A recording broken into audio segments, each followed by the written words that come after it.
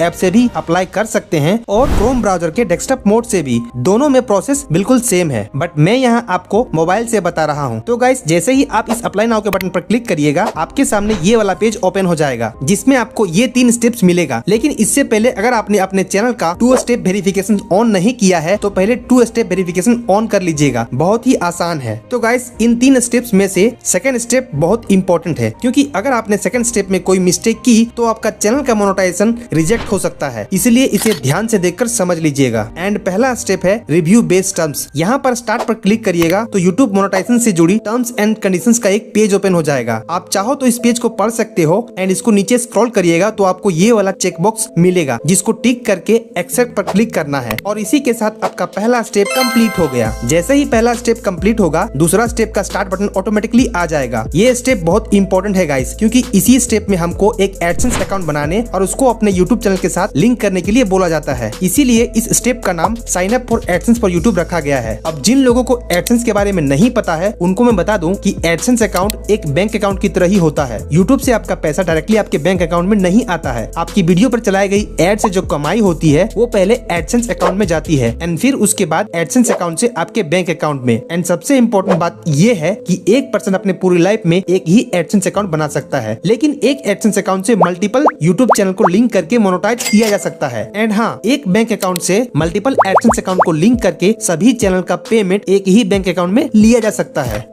Alright guys, अब हम इस सेकेंड स्टेप के स्टार्ट वाले बटन पर क्लिक करेंगे, जिसके बाद हमारे सामने कुछ इस तरह का पॉपअप सामने आएगा, जिसमें 3 ऑप्शंस है। एंड लोग यहीं पर कंफ्यूज होते हैं एंड गलती करते हैं। पहला ऑप्शन है yes I have an existing AdSense for YouTube और एडसेंस अकाउंट। मतलब अगर आपके पास पहले से ही एडसेंस अकाउंट है तो आप वो वाला एडसेंस अकाउंट लिंक करिए, क्योंकि मैंने आपको पहले ही बताया था कि अगर आपके पास पहले से एडसेंस अकाउंट है तो फिर आपके नाम से दूसरा एडसेंस अकाउंट नहीं बनेगा, चाहे आप अलग अलग मेल से भी क्यों ना ट्राई कर लो। बट आप कहोगे कि एक नाम से तो दुनिया में बहुत सारे लोग होते हैं ना, तो फिर कैसे होगा? तो देखिए, खाली नाम से नहीं होगा, और भी डिटेल्स देने होते हैं, लाइक आपका एड्रेस, पैन कार्ड नंबर। तो ये सब तो एक आदमी का एक ही होता है ना। इसीलिए अगर आपका पहले से ही एडसेंस अकाउंट है तो आप उसी को यूज करिए। दूसरा ऑप्शन है no I need to create one.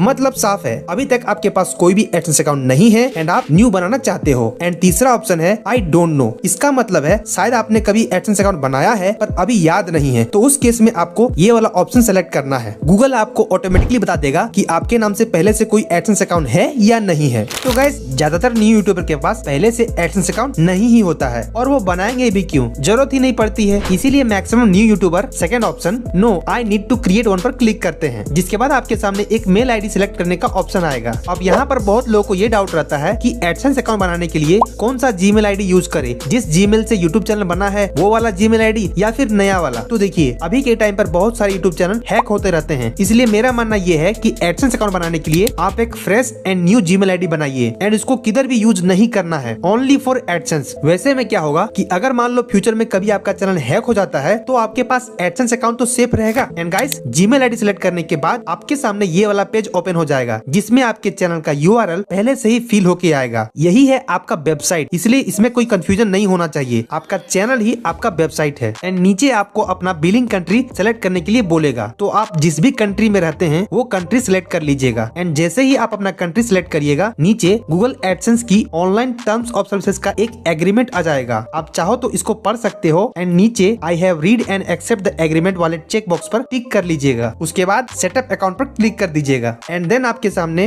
Customer information वाली पेज ओपन हो जाएगी, जिसमें अकाउंट टाइप को इंडिविजुअल ही रहने देना है। फिर नीचे नेम एंड एड्रेस फिल करने का ऑप्शन आएगा। एंड यहीं पर लोग मिस्टेक करते हैं। देखिए, यहाँ पर आपको उसका नाम डालना है जिसके नाम से एडसेंस अकाउंट बनाना चाहते हैं। एंड ये ध्यान रखना कि उस नाम से पहले से कोई एडसेंस अकाउंट नहीं बनाया है। एंड नाम की जो स्पेलिंग है वो एग्जैक्टली आपके गवर्नमेंट इशूड आईडी प्रूफ जैसे कि PAN card, voter card, driving licence से मैच करनी चाहिए, क्योंकि आगे चलकर इस अकाउंट को वेरीफाई भी करना होगा। एंड एक बात आप जान लीजिए कि आधार कार्ड का यहाँ पर कहीं कोई जरूरत नहीं पड़ता है। एंड जो एड्रेस आपके आईडी प्रूफ में है वो यहाँ पर डाल देना है। अपना city, post code, state and phone number डालकर सबमिट कर देना है। यहाँ पर कुछ लोगों का ये डाउट रहता है कि उनके आईडी प्रूफ में कोई और एड्रेस है और वो रहते कहीं और है, तो उस केस में क्या करना है। तो देखिए, अभी के लिए तो आप अपने आईडी प्रूफ में जो एड्रेस है वही डालिए। एंड जब गूगल पिन के लिए अप्लाई करिएगा तो उस टाइम आपको 2 ऑप्शंस देगा, permanent address and local address. उस समय आप जिस जगह पे रहते हैं प्रेजेंटली उस समय लोकल एड्रेस डालिएगा एंड परमानेंट एड्रेस में जो आईडी प्रूफ में एड्रेस है वो डालिएगा। इसलिए इसमें अभी टेंशन लेने की कोई बात नहीं है। तो गाइस सब कुछ अच्छा से फिल करने के बाद इसको सबमिट कर देना है। फिर आपको फोन नंबर वेरीफाई करने के लिए दो ऑप्शंस देगा, text message and voice call. दोनों में से किसी एक को सिलेक्ट कर सकते हैं। मैं यहाँ टेक्स्ट मैसेज को सिलेक्ट करके इसको सेंड कर देता हूँ एंड फिर मोबाइल में जो कोड आता है उसको यहाँ पर इंटर कर देना है। बस आपका काम हो गया। अब आप देख सकते हो यहाँ पर लिखा हुआ है we are reviewing your information, यानी अभी जो आपने इन्फॉर्मेशन सबमिट की है उसको रिव्यू किया जा रहा है। यहाँ पर आपको रीडायरेक्ट टू यूट्यूब पर क्लिक करना है एंड आप वापस से अपने YT स्टूडियो में रीडायरेक्ट हो जाएंगे। अब आप देख सकते हो यहाँ पर हमारा सेकंड स्टेप इन प्रोग्रेस दिखा रहा है। अब गाइस वीडियो में आगे बढ़ने से पहले मैं आपको एक सीक्रेट टूल के बारे में बताना चाहता हूँ जिसने मेरे यूट्यूब ग्रोथ में बहुत मदद की है। वो सीक्रेट टूल है vidIQ। vidIQ एक powerful all in one YouTube growth tool है which is design to help creators in research, planning, optimization and publishing content to increase views and subscribers. सबसे अच्छी बात ये है कि ये एक यूट्यूब सर्टिफाइड टूल है। देखिए जब एक न्यू क्रिएटर अपना यूट्यूब चैनल स्टार्ट करता है तो उसको बहुत कुछ पता नहीं रहता है, जैसे कौन सी टॉपिक पर वीडियो बनानी चाहिए कि जल्दी व्यूज आए, वीडियो में कीवर्ड्स कैसे लगाएं, टाइटल कैसे लिखें, टैग्स कैसे लगाएं, वीडियो के डिस्क्रिप्शन में क्या लिखें, थंबनेल कैसे बनाएं। इन सब काम में vidIQ आपकी बहुत हेल्प करेगा। vidIQ का यूजर इंटरफेस बहुत ही सिंपल है। आप इसको डेस्कटॉप एंड मोबाइल दोनों में यूज कर सकते हैं एंड इसका AI कोच मुझे सबसे ज्यादा अच्छा लगता है। ये ChatGPT की टेक्नोलॉजी एंड vidIQ के यूट्यूब नॉलेज का यूज करता है जिसके बेसिस पर ये आपके चैनल के लिए यूट्यूब रिलेटेड गाइडेंस देता है और आपके किसी भी क्वेश्चन का आंसर कर सकता है just like a coach. For example अगर मैं इसको पूछता हूँ कि what should I do to get more views एंड आप देख सकते हो इसने मेरे चैनल को एनालाइज करके ये बता दिया है कि मेरे चैनल विजय धनबादी पर what's working and what's not working. ये क्लियरली बोल रहा है कि मुझे जेनरिक टेक वाली वीडियोस नहीं बनानी चाहिए क्योंकि मेरी ऑडियंस को वो पसंद नहीं है। मुझे वैसी वीडियो बनानी चाहिए जिससे मेरी ऑडियंस को डायरेक्टली फाइनेंशियल बेनिफिट हो एंड वो यूट्यूब पर जल्दी ग्रो कर सके और पैसे कमा सके। लोग मेरी financial transparency and AdSense education को पसंद कर रहे हैं, इसलिए अगर मैं इन टॉपिक्स पर वीडियो बनाऊं तो व्यूज आने के चांसेस वेरी हाई है। और इतना ही नहीं, इसने मुझे इससे related 3 high potential video ideas भी दे दिए हैं। Number 1 YouTube mastery 2026 the complete road map for zero to monetisation. Number 2 7 hidden YouTube settings you must turn on in 2026 for more views. Number 3 reality of YouTube income in India, how much 1 million views actually pays. Not just this, इससे हम इनमें से किसी भी video idea पर script लिखवा सकते हैं। फॉर एग्जाम्पल मैं इसको बोलता हूँ कि 7 हिडन सेटिंग्स वाली वीडियो का स्क्रिप्ट लिखिए, तो ये लीजिए, ये मेरी चैनल की ऑडियंस को एनालाइज करके एक एंगेजिंग स्क्रिप्ट लिख करके दे दिया है जो कि इंग्लिश में है एंड वीडियो एडिटिंग में विजुअल्स कैसी होनी चाहिए वो भी बता दिया है। Another tool from vidIQ is there AI generated daily video ideas. ये टूल आपके चैनल और आपके नीच के बाकी चैनल्स को एनालाइज करता है और फिर ये देखता है कि रिसेंटली इन चैनल्स पर किस टॉपिक की वीडियो ने अच्छा परफॉर्म किया है एंड इस डेटा को एनालाइज करके ये आपके चैनल के लिए डेली 100 वीडियो आइडियाज देता है जिस पर व्यूज आने के चांसेस वेरी हाई है। अगर आपको कोई वीडियो आइडिया पसंद आ जाए तो इसको आप इस तरह करके सेव कर सकते हो और अगर पसंद नहीं आए तो इसको डिसमिस कर सकते हो। इसके अलावा vidIQ में बहुत सारे एडवांस टूल्स है। फॉर एग्जाम्पल ऑप्टिमाइज टूल, ये टूल आपकी एग्जिस्टिंग वीडियो को एनालाइज करता है एंड उसके टाइटल एंड थंबनेल को स्कोर देता है एंड आपके लिए बेटर टाइटल सजेस्ट करता है। फॉर एग्जाम्पल आप मेरी इस वीडियो के टाइटल को स्कोर देखिए 55 है एंड ये मुझे 3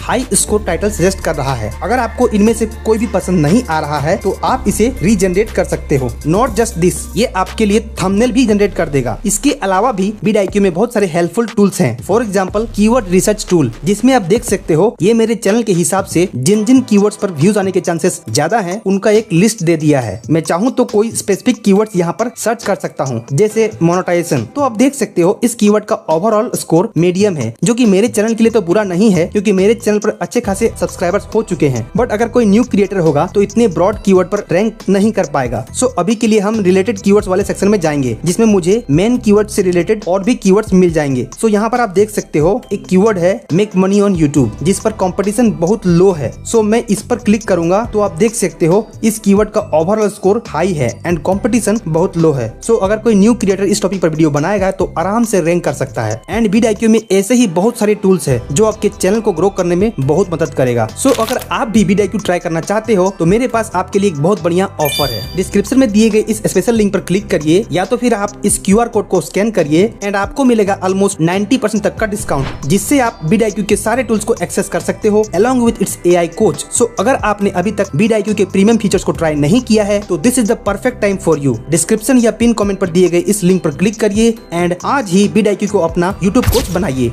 now coming to the main topic, जब आप सेकंड स्टेप का प्रोसेस कंप्लीट कर लीजिएगा तब आपको इस तरह इन प्रोग्रेस दिखाएगा एंड यहाँ पर लिखा हुआ है your account is being created and associated and इसको अप्रूव होने में कुछ दिन का टाइम लगता है, पर किसी किसी केस में 2 से 3 वीक का टाइम भी लग सकता है। अब यहीं पर लोग परेशान हो जाते हैं कि आखिर सेकंड स्टेप कब कंप्लीट होगा, नहीं हो रहा है। तो देखिए, अगर आपने सब कुछ सही से फिल किया है जैसा कि मैंने बताया है तो फिर आपको टेंशन लेने की कोई जरूरत नहीं है। इस स्टेप में टाइम लगता है बट हो जाता है। मेरे केस में गाइस मेरा एडसेंस अकाउंट अप्रूव होने में 8 दिन लगा था, किसी किसी को 2 दिन में ही हो जाता है एंड किसी किसी को तो महीने लग जाते हैं। लेकिन आइए जानते हैं किन किन मिस्टेक की वजह से एडसेंस अकाउंट रिजेक्ट हो सकता है। मिस्टेक नंबर 1, यहाँ पर वेबसाइट में कुछ लोग कंफ्यूज हो जाते हैं एंड गलत फिल कर देते हैं, जबकि यहाँ पर आपके चैनल का URL मतलब लिंक फिल करना है जो कि ऑटोमेटिकली फिल रहता है, इसको छेड़छाड़ नहीं करना है। मिस्टेक नंबर 2, जैसा कि मैंने आपको पहले ही बताया था कि एक आदमी एक ही एडसेंस अकाउंट बना सकता है, तो कुछ लोग एडसेंस अकाउंट पहले से रहते हुए भी नया क्रिएट करने का ट्राई करते हैं एंड आपको पता होना चाहिए कि एडसेंस अकाउंट बनाने के लिए आपका एज 18+ होना चाहिए। बट अगर आपकी एज 18 साल से कम है तो आप अपने घर में किसी फैमिली मेंबर जो कि 18+ है उनके नाम से एडसेंस अकाउंट बना करके लिंक कर सकते हैं। ऐसा जरूरी नहीं है कि आपका यूट्यूब चैनल जिसके नाम से है एडसेंस अकाउंट भी उसी के नाम से हो, नहीं, अलग भी चलेगा, बट जिसके नाम से भी बना रहे हैं उसका प्रॉपर इन्फॉर्मेशन फिल करिए। मिस्टेक नंबर 3, जब एडसेंस अकाउंट अप्रूव होने में टाइम लगता है तो कुछ लोग टेंशन में आकर के एडसेंस अकाउंट में छेड़छाड़ करने लगते हैं। ये गलत है, आपको ऐसा नहीं करना है। एंड अगर आपका एडसेंस अकाउंट अप्रूव नहीं होता है तो देखिए कि क्या एरर आया है, क्या मैसेज आया है, उसको समझिए। नहीं समझ में आ रहा है तो सेम मैसेज को कॉपी करिए, उसका स्क्रीनशॉट लीजिए एंड ChatGPT में डालकर पूछिए कि ये क्या बोल रहा है, फिर जो करने के लिए बोल रहा है उसको करके फिर से अप्लाई करिए, जरूर अप्रूव होगा।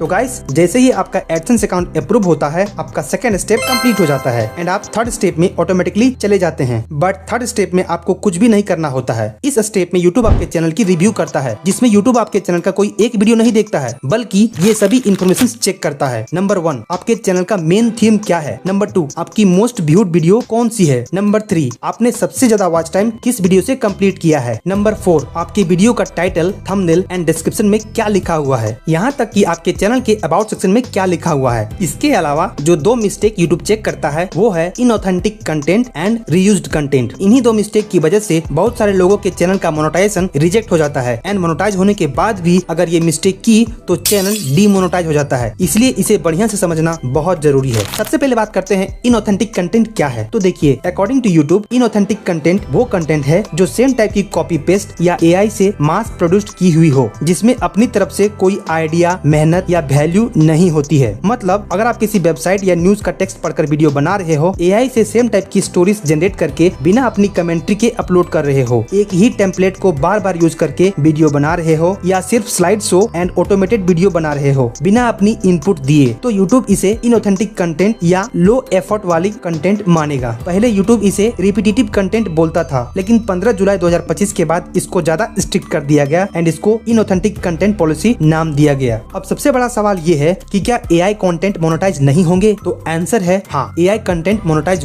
होंगे, बट तब जब AI सिर्फ एक टूल है एंड AI का यूज सही तरीके से हो। क्रिएटर AI का यूज करे लेकिन उसमें अपनी एक यूनिक वैल्यू ऐड करे। याद रखिए, यूट्यूब को AI से कोई भी प्रॉब्लम नहीं है, बट यूट्यूब को लो इफेक्ट वाली एंड रिपीटेटिव कंटेंट से प्रॉब्लम है। इसलिए फोकस रखिए ओरिजिनल पर, वैल्यू पर एंड अपनी